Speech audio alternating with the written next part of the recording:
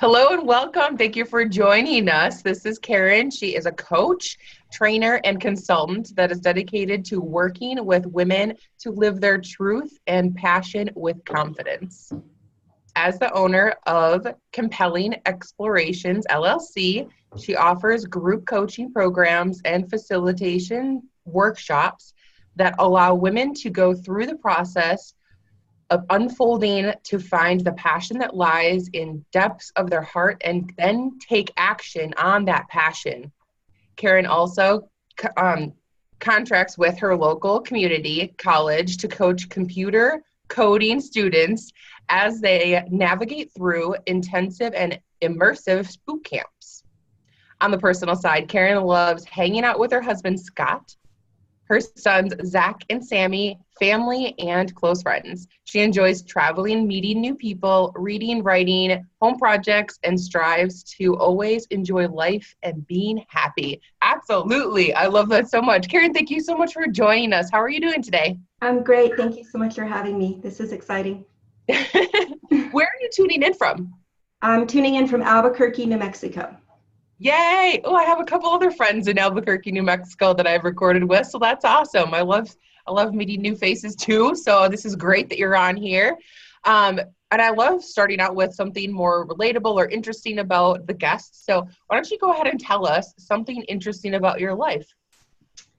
Interesting about my life. I love your mirror, like the hearts behind you. I love those. Is that a mirror? One of them is a mirror. Those are mirrors, and you can kind of see the colors in them. I like to paint, so the paintings are on the other side of the wall, so they're reflecting in the mirror. Oh, fun. That's a cool idea. I like that. So that's something fun about me. I started painting about 2 years ago, and I absolutely love it. I became obsessed. I set up my own little painting room and would watch the Art Sherpa videos and would sit here and soothe myself and become creative, and then that opened up all of these other creative outlets, which actually led to me opening Compelling Exploration. So it's interesting that you asked me about that. Yay, fun. Well, I love that you have like interesting things. I keep talking about, or I don't talk about it, but I need to talk about it, so I do it. How, putting things behind you that are intentional of who you are. Like I'm drawn looking at your poster. It says dream and vision and follow your bliss. Like I love that. And I'm instantly like looking at all the creative things behind you because there's fun colors. And so that's really fun. It's very interesting. Thank you. And it looks very intentional. I like it. These are a few of my favorite things. So fun. Oh, that's awesome. Well, I'm very excited to dive in and talk to you more about fear and learn more about you with our viewers. So tell us about a significant time in your life when fear really held you back from living your life fully. Wow. There's actually so many of them. But when I think back, I think it hit me the hardest when I was fresh out of high school, going into college.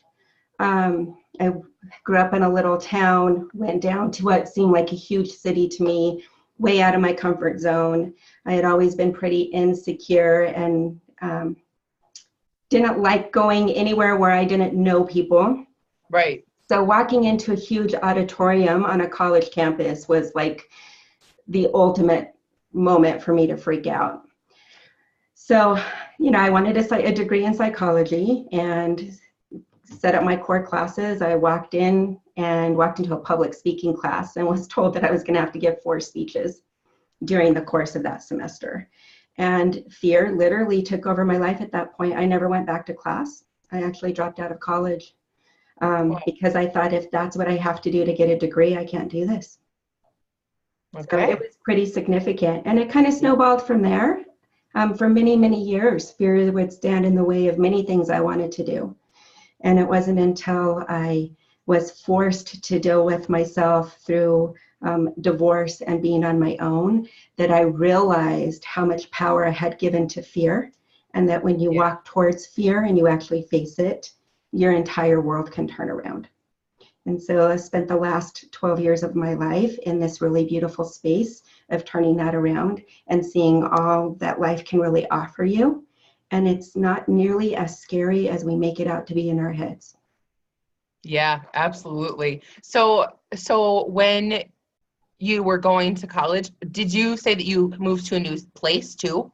Like it wasn't local to you? Correct. I mean, it was Yeah. still in the state of New Mexico, but Okay. it was 200 plus miles away.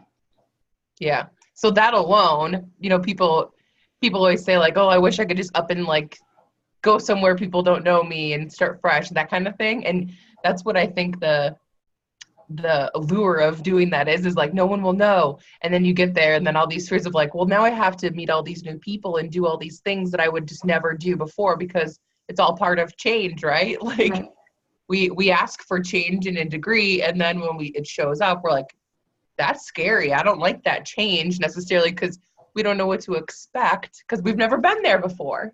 Right.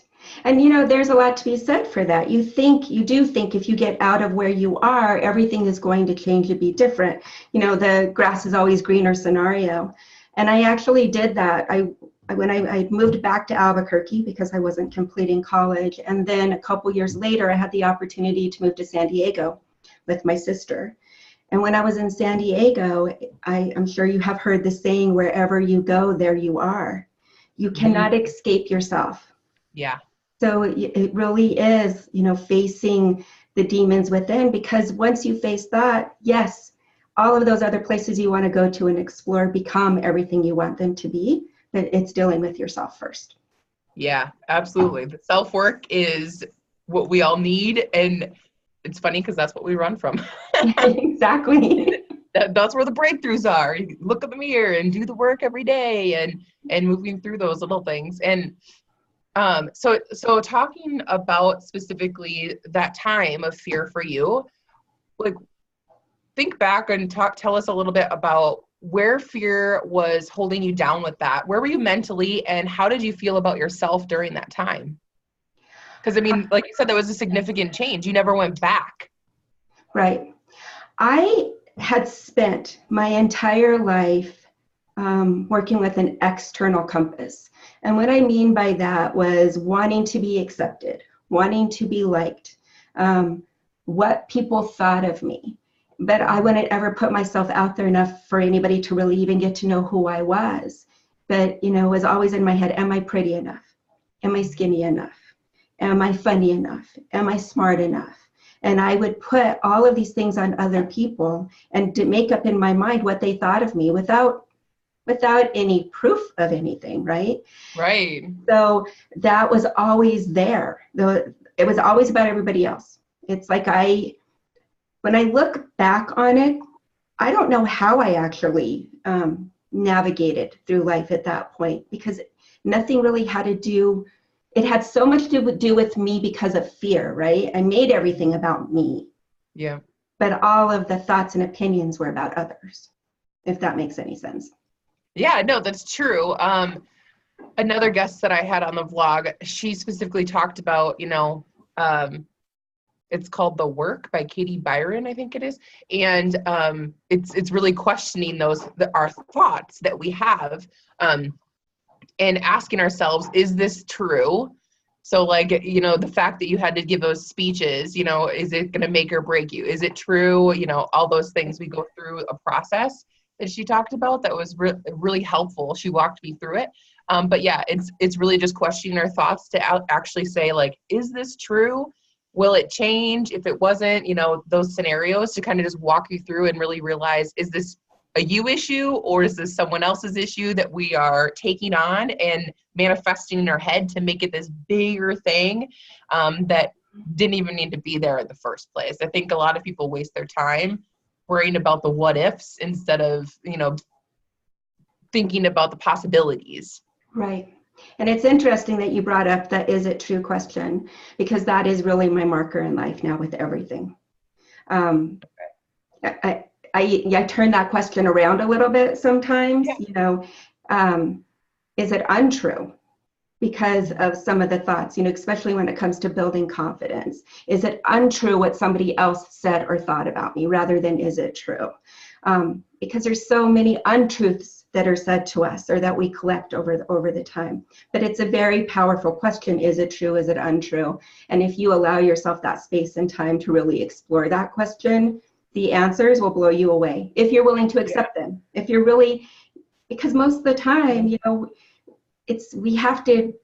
I believe we have to really get back to what our truth is and being okay with who we are, especially in the world we are now. It's really okay to be yourself. People actually want you to be yourself. That's It's what we boring. need. We don't need a cookie cutter world of individuals, right? Show me who you are. Yeah. We don't need a world of Kardashians and no. We need to know who you are and what you bring to the world, because that's why you're here. Right. And we all have a gift if we'll just allow ourselves to show it to the world. Absolutely. I agree. Oh, I'm so excited that you're here to share this stuff with us. So, when you were breaking free from the fear and moving out of that, talk about the direction that you went in and how relationships or friendships played a part in that. Let's see. I've been fortunate since basically the age of 13 to have friendships. I collect friends. I really like people, and I have my very close friends too that I've had since I was 13 on. When I had to face this time in my life and it was always through a really bad period of time, right? I was leaving my home of 18 years and my marriage, and I had a teenager and a toddler, and I was venturing out on my own, and I had not received the education and all of that. Now I was going from a double income to a single income, and it was all on me. It was terrifying. It was the best thing that ever happened to me in the regard of having to go out there and just walk every day towards a better future for my kids and for myself. And I did have the support of friends in the sense that I started going back to school. So I was working full time, and I decided to put myself into school full time so that I could get my degree. And I was taking a few classes here and there. And then I had a good friend, walk up to me and say, "When are you graduating?" And I said, "What do you mean?" She said, "When are you graduating? Don't you know?" And I said, "Well, I'm just taking classes here or there." And she said, "Well, that's not going to get you a degree. You know what? I'm going to come back to your desk later today and we're going to map it out." Those were the friends I had in my life, the ones that were making me all of a sudden be accountable to something, not just this, wishy-washy, yes, I want this, but I'm not going to apply myself. I don't think this individual knows what a big deal that was to me, but through her doing that, I started to do that with many things in my life, measures and markers. And through that, confidence started to grow really quickly because I was seeing that I was capable of doing what I set out to do.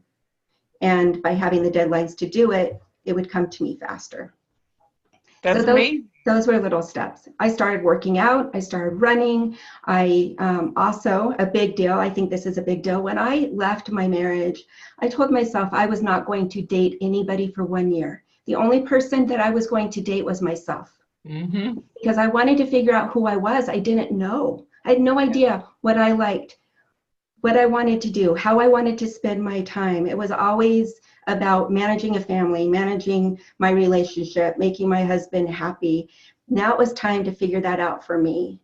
And it was the best thing I ever did in my life. I learned so much about myself that year. That's amazing. And so how old were you during that shift? That was between 42 and 44 when all of that started to happen. Okay. Yeah. So tell us more about what really compelled you from jumping ship from having the fears holding you back any longer. I mean, your friends along the way, but was there anything really that stands out for a turning point? I used to view the world through this, I did a PowerPoint recently where there's a girl sitting in a glass jar. And that girl was me. Because I could see the whole world going on around me. I could see everybody else, in my mind, everybody else, doing what they wanted to do, venturing out, taking risks, traveling, getting the job they wanted, having the guy they wanted, raising their kids in this perfect way. Of course, it would be rose-colored glasses, right? Because we all know that life happens to everybody. But in my view, it was everybody had this. And it was that moment of going inside and saying, wait a second. what makes me different? Again, challenging my thoughts and beliefs. And I just made a decision that I wanted to live my life. I had not lived literally for 42 years. I had lived with fear, anxiety, angst, being scared, living small. Yeah. Even though I had done things in those years that probably are significant that I should give more credit to, it wasn't the feeling of freedom and peace that I now carry with me in my life. So it truly was just making a decision that I wanted something better. And the only way I was going to get that was by helping myself. Now, let me back up. There was a period of time while I was still married where my stress and anxiety was so out of control that I reached out and purchased a stress and anxiety program that I actually did in my car with little CDs, listening to them on my way to work, but actually doing the exercises. And that truly changed my life too, because so much of what held me back was that what if thinking.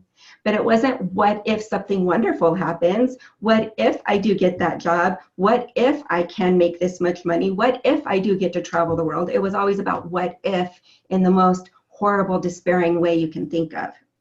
So it was, again, learning to change the language and the thoughts that I had. It's truly that change your thoughts, change your life type thing. But there's so much weight to that.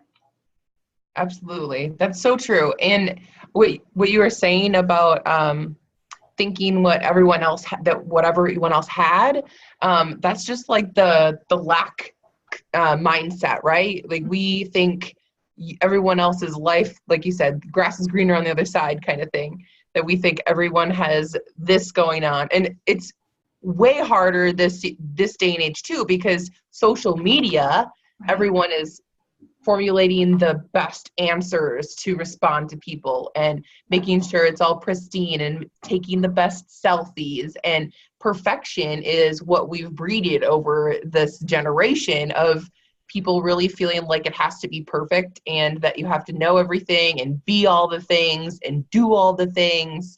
Otherwise you're lacking in XYZ, right? And that scarcity is where a lot of people in fear, where a lot of people stay.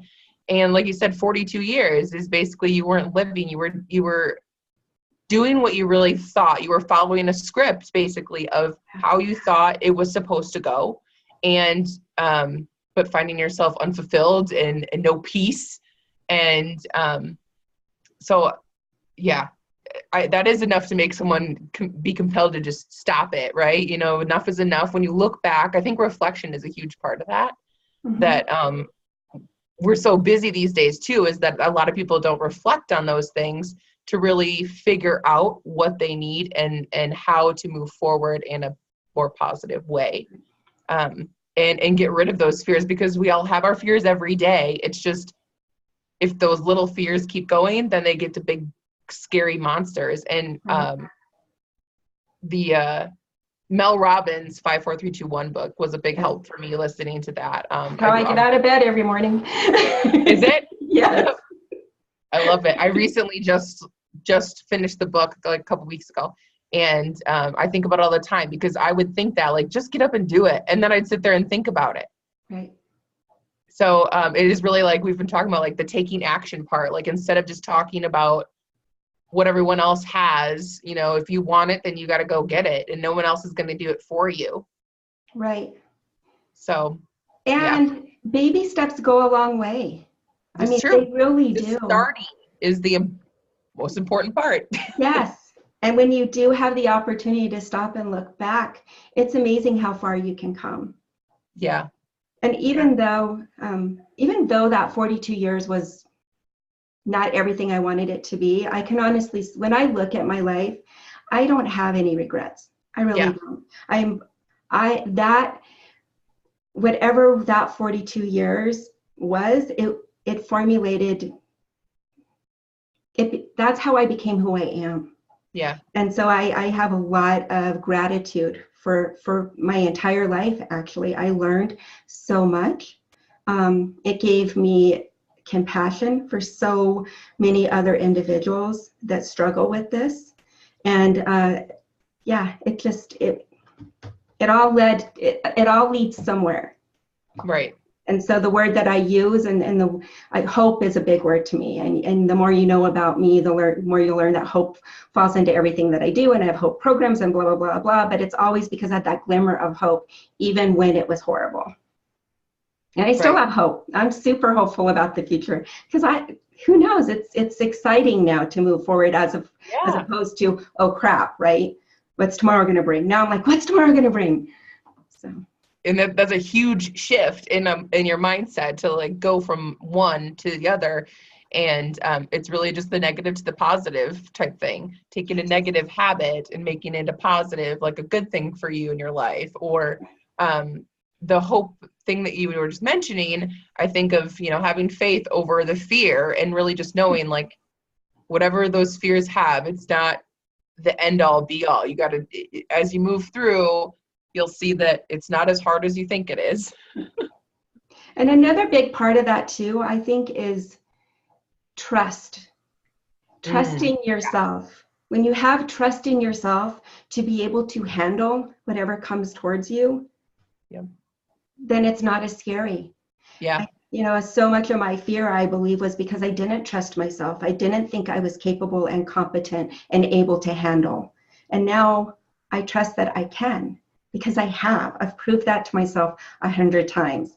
So when you can trust that you will handle the situation, no matter what it is, it's a lot easier to not fear it. That's so true. And there's a quote that I always see that I'm always like, it's true. It's really just, you have survived all of your worst days up until today. And I was like, that's true. Like today may really seem like it's sucky or the world is out to get you, but if you think about it, it's not as bad as it was one other time, and you got through that, and you can do it again and again. And we all have those things, and that's the biggest thing too, is that we all think that it's just in our world and the things that are happening and the things that hold us back, when in reality, everybody has these fears. We all just work through them differently and push through.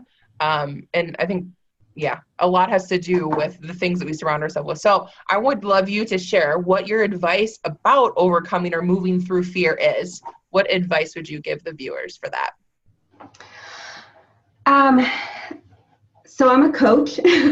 So everything to me is questions. Yeah. So going back to your, is it true, right?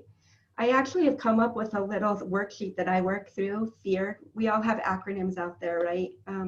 Came up with my own fear model. I use it with a lot of my clients, and it's breaking it down. So there's acronyms out there that we've all heard: false evidence, appearing real, all of that. Mine is more of a breaking it down and asking the question. So the F means failure. Failure, okay. What about failing is scary to you? And what's the worst thing that can happen? So when I ask myself that question of the F, right? Okay, so now I have to address the failure part. And then escape. E means escape. First thing we want to do when we're afraid of something or have fear is run from it. Yeah. So are you allowing yourself to escape? Ask yourself the question, am I allowing myself to escape right now? Or am I going to take an action towards it? And then awareness, being awareness of how we really feel on the inside. What is that bringing up for us? Is it pure insecurity? Are we going to tell ourselves we just don't want to, or we don't like it because that's easier than saying we're fearful of it? The doubt, what is it? Why are we doubting ourselves? Just becoming aware of what that fear is and what it's bringing up. And then remind yourself of the times you've been successful. Remind yourself of all the times that you have taken action. And what was that like for you? How empowering was that at the end? So that's kind of how I break down fear now. You have to, it's at a very conscious level, right? Because sometimes fear will come up and we just kind of brush it aside. We won't even allow ourselves to entertain it. But if you can really face fear and give yourself just even 1 minute to ask yourself those questions, you're more likely to walk towards it, to face it and overcome it. Now, there's lots of extreme examples out there. I'm not going to jump from an airplane. I will tell you right now, I don't like that because I don't have any desire to do it. So sometimes fear is, yeah, I'm fearful of it and I just not a desire. But so many fears, there's things we want to do, right? And we won't because we let that come up. So that's what I do. I just challenge myself a lot now. I love that. Thank you for sharing that, your acronym for fear. That's really great. I'm going to definitely be taking action on using your acronym and taking notes on that after we're done with this. So Cool. That's great. I love that tip. So I love projecting out like what we have in store for the years ahead and like how we're going to grow. So I would love for you to share, where do you see yourself 5 years from today? Because you know how to move through fear. You work with this all the time and you help other people. So now that you know how to live more fearlessly and get out there more, where do you see yourself 5 years from today? I've been asking myself that question a lot too. Me going into my own, meaning I left working for a community college and I now operate and own my business full time. And it's moving really, really fast right at the moment. So now I'm at that place where it's like, how big do I want this to get? Because I really believe things can get so big. But I also like quiet and calm in my life. So I'm trying to figure out what that balance is 5 years down the road. Yeah. I'm hoping that my HOPE program will have taken off, and I've just got a lot of work surrounding that. I have an online, it's a HOPE intensive online group coaching program that I do, and I'd love to see that just keep growing and evolving. I'm writing a book right now, so it'd be great to be out there and doing book signings and seeing where that goes. I am a public speaker now, interestingly enough. The very reason I left college is now something that I really interesting. Love and enjoy doing. So maybe I'll be traveling the country doing public speaking events. I'm not sure. Yeah. I don't know where I'm going to be in 5 years. But what I do know is I'm going to be doing what I enjoy and what I love. And I'll be taking the steps mindfully so that I can just continue to create the life that I want for me and my family. Absolutely. I love that. That's a great answer. And I think that's just true, like finding what we feel fulfilled doing, and that's where our gifts lie, right? Like that's why we're here. And I would love for you to tell us a little bit about, your coaching. Is it one-on-one coaching or is it group coaching? And then where can the viewers connect with you? Okay, so I do both. I'm really trying out the platform of group coaching just because group coaching is so powerful. It's like the way to just amp up one-on-one coaching because you have other thoughts and opinions and ideas, and somebody will always say something that you needed to hear. Yes. So it really just opens it up. So the intensive program is a group of 6 to 8 women that we do on an online format, and it's actually very private and confidential. I do that on purpose. So I do not record our one-on-one coaching weekly. I do send out a summary, but really if you want to get the biggest impact from it, please join the call because you're not going to get to hear what everybody said otherwise. Yeah. And then I do one-on-one coaching as well. I do that in person and online, depending on what the person wants, and I have different packages and programs for that. I'm also a coach trainer, so I love going out and teaching others about coaching.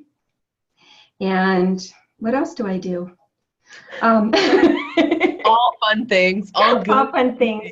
So I also I've been coaching computer coding students, right? And coders are, they're really intense, amazing people. I can get coders to talk, which is really cool. It's not just people sitting behind a computer not wanting to talk.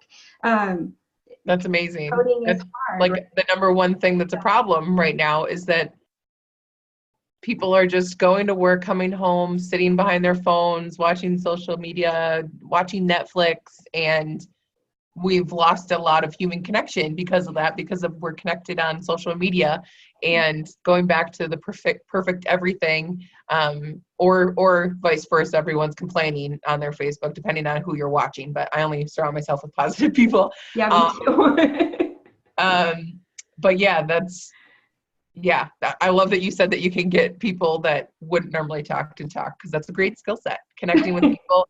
I've been told by my millionaire mentors that that's the one skill that will go the furthest in this day and age, is people skills, being able to actually connect with individuals. Yes. And I feel like that's a really strong suit of mine. So I high five to you for High being five. another person that has that as a strong thing, because it's really important. We need people like us in the world to reconnect people and find the hope for all of that again. So it's fantastic that that's all you're all about.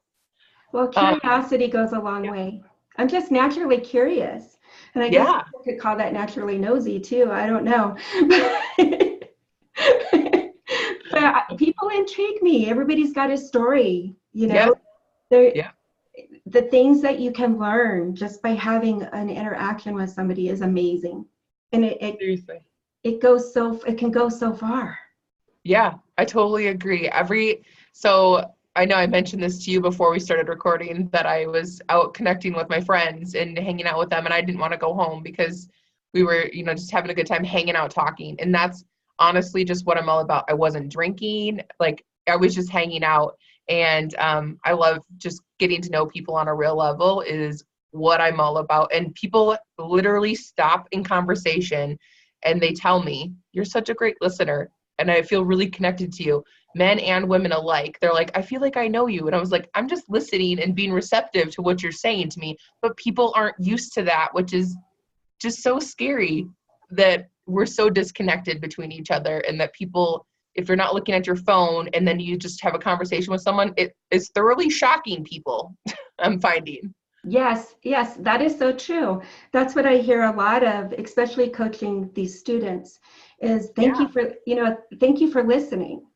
And I think the beauty in that is that I didn't even realize I was listening, right? I was just paying attention to what they were saying. It's a courtesy thing too, right? Respect, and really, really wanting to, I think maybe that's it. People don't feel like other people really want to hear what they have to say. And I always really want to hear what you have to say. It's so interesting to me. I'm the same way. It's on my bucket list to get to New Mexico. I have a friend that just moved out there in Santa Fe, actually. It's on my bucket list to get there. So when I do, I'm looking you up, sister, because we're going to get together in real time. That'll be awesome. I look forward to that, and I'm going to hold you to it. Good.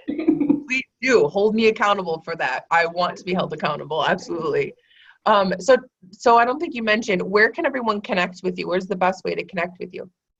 There's a couple of different ways. You can find me on Facebook. I actually have a group called Women Mastering Confidence, Secure in Your Own Skin. So I would love it if you would connect there. I also can be found. I have a website, www.compellingexploration.com. You can find me there. Awesome. Very cool. Okay. And would you like to leave the guests with any last words about fear? Yes. Don't let it stand in between you and your dreams. You'll never regret going towards them.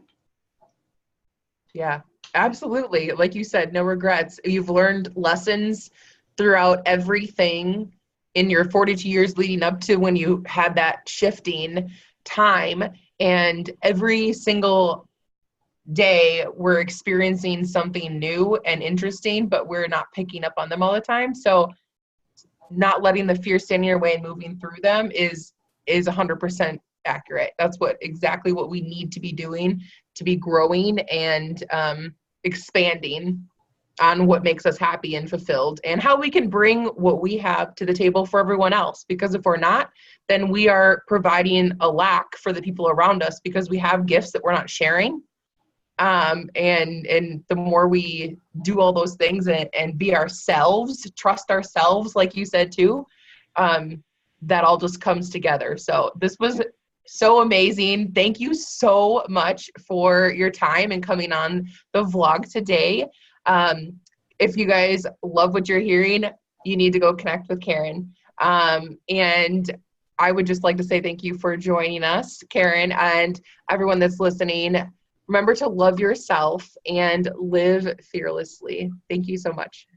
Thank you so much for having me. This was so much fun. Thank you. We'll get together and do it again. Okay. Look forward to it. Thank you. Bye, guys. Bye-bye.